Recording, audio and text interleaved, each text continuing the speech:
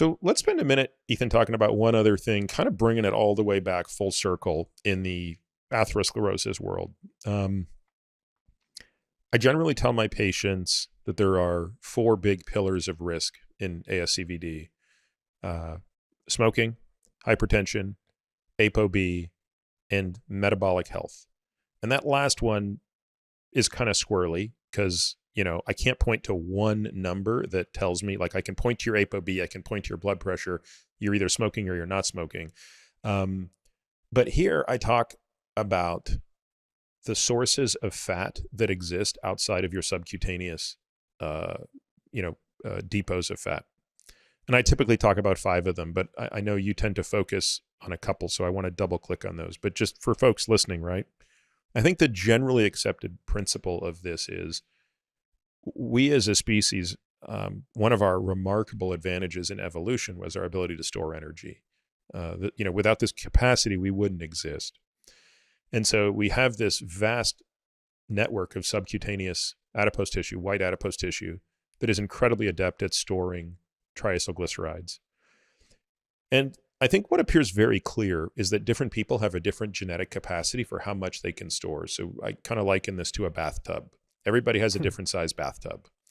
And the water coming in the bathtub is how much you're eating, and the water leaving through the drain is how much energy you're expending. And if you're accumulating fat, you are, obviously consuming more than you're expending. But at some point you could fill that bathtub up and water can escape the bathtub. And that's when really bad stuff happens, right? That's when it gets into, the floorboards, the electrical stuff, and that's a disaster. And you don't need to get a lot of water out of the tub for really bad things to happen, right? Ask anybody who's gone through a leak in their house. So you might have 100 gallons in the bathtub. If 2 gallons escape in the wrong place, it can be a disaster. And so I talk about the places where it escapes. So around the viscera, within the muscle itself, in the pancreas specifically, which we can talk about maybe why that's so problematic, pericardial fat. Tell us a little bit about why this is so problematic. Well, first of all, I'm so incredibly impressed at how you tell that story, because it's exactly how we tell the story. And we learned it from Steve O'Reilly, who I think is the sort of godfather of this concept. I think we've all appreciated for some time that there's a relationship in terms of risk and weight, that's imperfect, and BMI, right? That their BMI is not a great measure of risk. It is in epidemiology, it is in large populations. Right. We also know that how much fat you carry, so overall adiposity is important. But what we've learned really in the past 20 years is that, as you've said, that it's not so much even how much fat you have, it's where you carry it, and that we are evolutionarily programmed to store energy in these places around our hips and our butt and our legs, and not as much up here in our bellies, and definitely not in our organs, right? That's a bad thing. And that has been shown to be a very potent predictor of risk, and that there are a number of genetic alleles that predispose to both these differences in body composition, but also to differences in risk of developing diseases like coronary disease and diabetes. So super fascinating area that I'm going to devote the rest of my life to understanding and trying to fix. The question you ask, which is why is it that if you overwhelm the bathtub and leaks out and gets into the floorboards, why is that rot? Why is that rot? Why is that so bad? The answer is not one I can give you, but we started our sort of process in thinking about this problem and thinking about the extremes of biology, in particular, these rare genetic diseases that are called lipodystrophies, where people are born with the inability to store fat at all in generalized lipodystrophy, or with just an isolated inability to store fat in the gluteofemoral and subcutaneous regions in the legs. So they have a selective loss of adipose tissue in their butt and their legs, and therefore a huge overabundance of fat in the abdomen and the viscera, in the liver and the pancreas and the heart, as we talked about. And those people have tremendous metabolic disease and extraordinary levels of risk, right? I mean, there's small numbers of people, they're rare diseases, and all of these studies are observational, but there's a beautiful paper from Canada from 20 years ago showing that people born with these sort of congenital forms of severe insulin resistance, be it either lipodystrophy or type A insulin resistance, have astronomical coronary artery disease risk. There are women who are having bypass operations in their 30s and 40s, which is basically unheard of, and in women. So I think the question of why that is remains unanswered. I think there are lots of different potential hypotheses. I think the role of insulin and its impact on different organs and tissues and cells is interesting. But we don't have an answer yet. What we do know is that there's this very strong now association between these different shapes, body shapes, right? The apple pear thing, and risk of developing these diseases. And so I think if you look at the epidemiology curves of, say, coronary disease over the past 30 years, we've done an amazing job of reducing the risk of coronary artery disease events using all the tools we have at our disposal, whether that's blood pressure, smoking cessation, lipid management, et cetera, et cetera.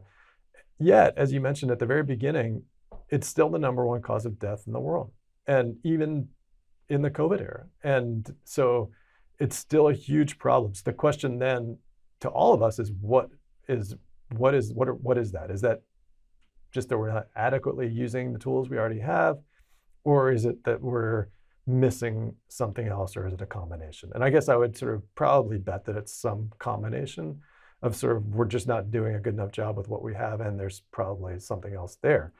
And so that's the focus of sort of what I want to spend, like I said, the rest of my life thinking about. Yeah, I would agree with you. I think it's really a combination. I think we start too late and don't go low enough on lipids. We fail to recognize and don't get enough traction on blood pressure. I mean, I still think nearly 20% of people still smoke, so it's not like we've taken that one out of the gate.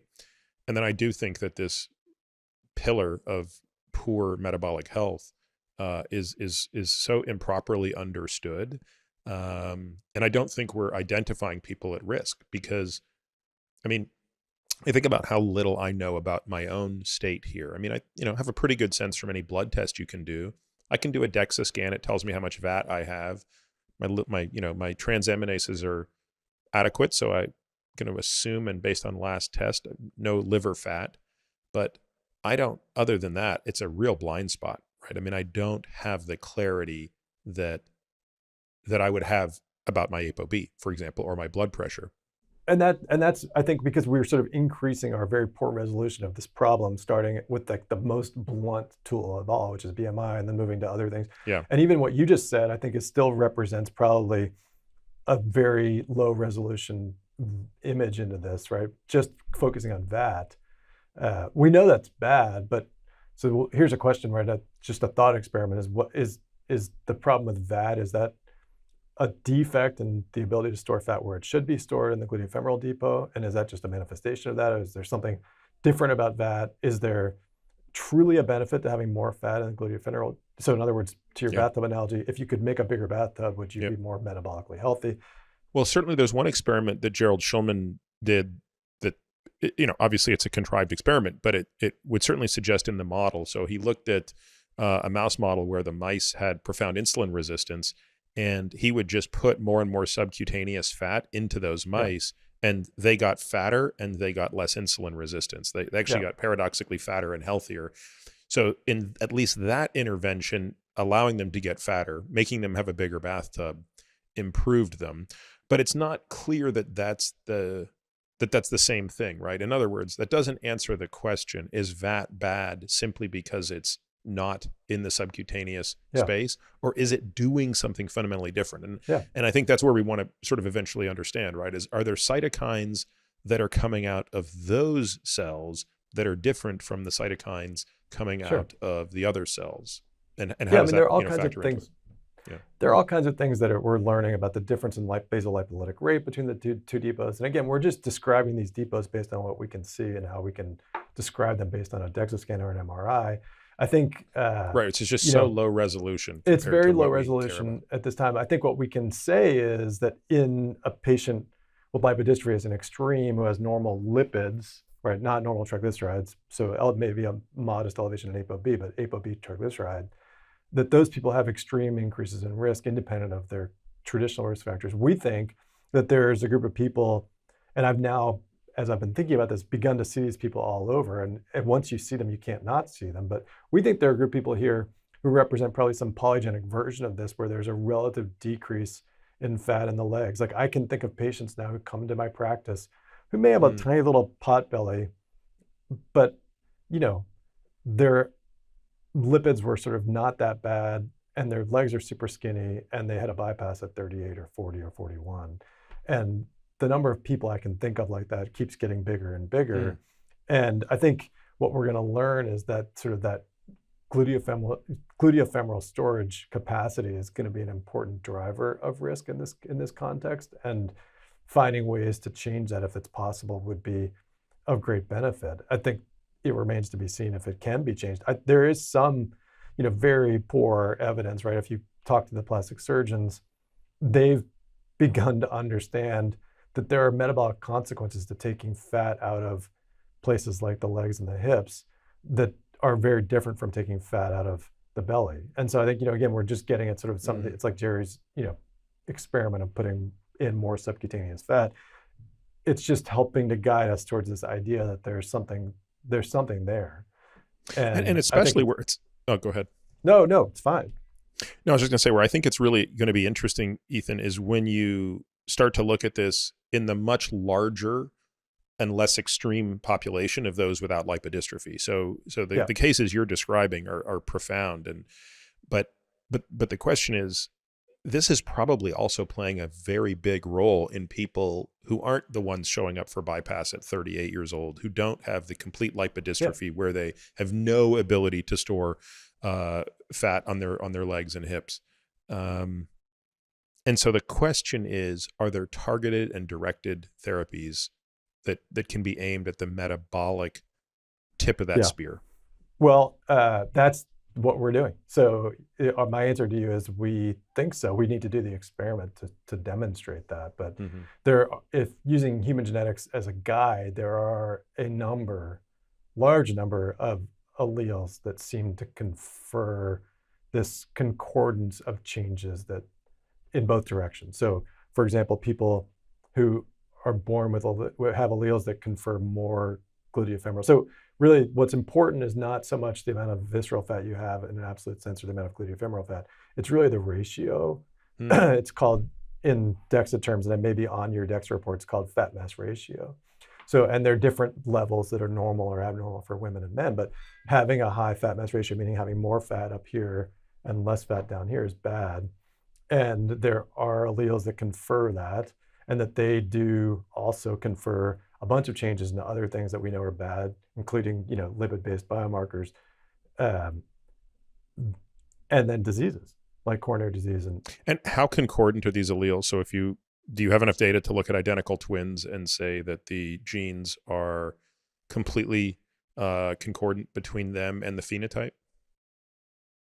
I don't know of any twin data, but I do know that there are certain of these that are common enough that you can find heterozygotes and homozygotes, and it looks like there's a dose response.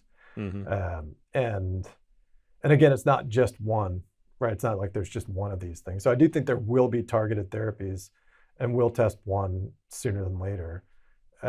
We'll probably begin by testing it in patients with lipodystrophy, but the hope and expectation is that we'll move beyond that and to eventually try and target other metabolic associated diseases, and ultimately the most metabolic associated disease, which is coronary disease. What percentage of the patients with a phenotypically appreciated lipodystrophy have an identified set of genes or gene that is the result that results in that? Oh, it's probably on the order of 50%. It's a great question because we don't really look. The recognition and diagnosis of lipodystrophy is abysmal. And Steve O'Reilly, who at some point, if you ever can convince him to come on, he's one of the most entertaining human beings I've ever been around, and I love every moment I spend with him. And read his Banting Metal lecture from 2019, which was just astonishingly brilliant. He gave it at the ADA, which was here in San Francisco that year. But Steve will say that the problem is that we don't take our patients' clothes off. and that if you don't undress your patient, you'll never see it. And actually, we have some patients with lipodystrophy who are big in the advocacy groups, and they've been incredibly helpful to us. And they often tell the story that their own personal diagnosis of lipodystrophy happened by accident because it happened to be a warm summer month and they were wearing a skirt, and a doctor was able to see that their legs were super skinny and muscular. So I can't answer your question because we just don't know what the denominator is. There is this form, so partial lipodystrophy is characterized or classified in, how it's been defined historically, and there's sort of called familial partial lipodystrophy 1, 2, 3, 4, and beyond. FPLD1 doesn't have a monogenic cause. It's by far and away going to be the most common, but there's not an agreed upon way to make that diagnosis today, which I think is a major problem and is going to need to be addressed, because a doctor, if you talk to an average doctor, will never have heard of lipodystrophy, would clearly never even be thinking about it. And I'm saying this having had the experience myself where I probably just never thought about it. We're conditioned to think that leanness is good. Leanness and muscularity are good. And if you see leanness and muscularity, if you happen to even see it, it's a good thing. You never would think, oh, this is a problem. Yeah, I mean, look, to me, this is interesting in that it becomes the index upon which you can build a far greater set of insights. Because, again, while I think this population experiences such an extreme consequence of this, I think I share your belief that this, even absent a lipodystrophy, this is still a problem. Yeah, well, and again, they just, the lipodystrophy patient has a broken bathtub. Of course. It's not like a normally shaped bathtub. It's a jagged bathtub that is more quick to overflow because it's simply smaller. And therefore they show up much sooner with this problem. And to your point, if the clinician would simply walk in the bathroom and go, how come that's not an oval? Oh, right. I need to be looking harder. And I think that's the expectation, is that they represent a very rare version of what happens when the whole thing goes awry, but that there are going to be more common versions of this that exist. And it's very similar, I think, to the distinction between familial hypercholesterolemia and run-of-the-mill hypercholesterolemia. And we learn a lot from rare diseases. I think this is a case where we'll learn a lot. Example. In this case, we already have an abundance of human genetic data that suggests this sort of polygenic version of this thing.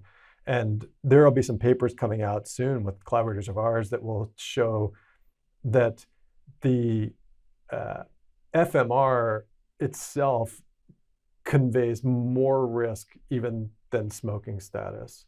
And that's a pretty amazing finding, right? That if you have a high FMR, meaning you have a lot of fat up here and not very much fat down here, that your risk of significant bad things in the form of coronary disease events is higher than it would be even if you smoked cigarettes, which is astonishing. And I think none of us would have believed that. Yeah, and I do like the analogy of FH, because FH is also, a very, very heterogeneous wastebasket of genetic things. More than 3,000 different genotypes that produce this phenotype. But interestingly, at least one of them has now become, I think, the most powerful drug we have on the market, right? Which is the PCSK9 mutation. So it'll be interesting to know how much the genetic insights will also form therapeutic options for the people that don't have lipodystrophy. Yeah, I think in this case, at least, what I can say with some confidence is that the rare genetics are probably not going to be as informative, certainly not as informative as PCSK9, which is, I think, stands alone in terms of the quality of its informativeness, both as a rare disease mutation, but also as a common disease variant. But the genes that underlie the common variation in these phenotypes are, I think, going to be very interesting. And so I think that's where we're focused, because the rare disease, the single gene mutations, one of the most common, the disease underlying FPLD2 is a mutation in lamin A. I mean, we know that this leads to progeria, it leads to cardiomyopathy, it leads to, muscular dystrophy, it leads to lipodystrophy. It's a complicated mess of a protein that's expressed in the nuclear lamina. It's hard to kind of imagine that common variation in that gene is going to lead to problems. It might, but it's not obvious.